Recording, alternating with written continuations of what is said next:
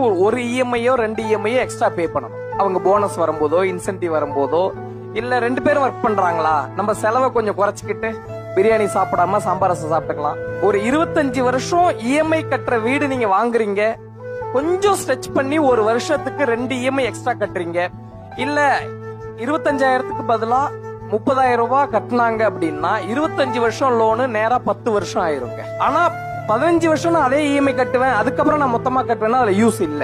இன்னைக்கு ஒரு இடம் வாங்குறீங்க அப்படின்னா 5 வருஷத்துல 10 வருஷத்துல டபுள் ட்ரிபிள் கண்டிப்பா ஆகுங்க. நம்ம வேலைக்கு போய் பிசினஸ் பண்ணி சம்பாதிக்கிற பணத்தை விட லேண்ட் வாங்கினா அப்ரிசியேஷன் ரொம்ப நல்லா இருக்கும். ஒரு சின்ன எக்ஸாம்பிள் சொல்றேன். நான் 2009ல ஒரு லேண்ட் ஒன்னு வாங்கினேன் சார், ஆவடிக்கு பக்கத்துல ஒரு 1 கிரவுண்ட் லேண்ட் வாங்கினேன். நான் வாங்கினப்ப 8.5 lakhs ஏதோ ரிஜிஸ்ட்ரேஷனோட சேர்த்து. இன்னைக்கு அந்த லேண்டோட வேல்யூ 1.25 crores. மாசம் 1 லட்சம் ரூபாய் சம்பாரிச்சிருந்தா கூட அந்த லாபம் கிடைச்சிருக்காரு.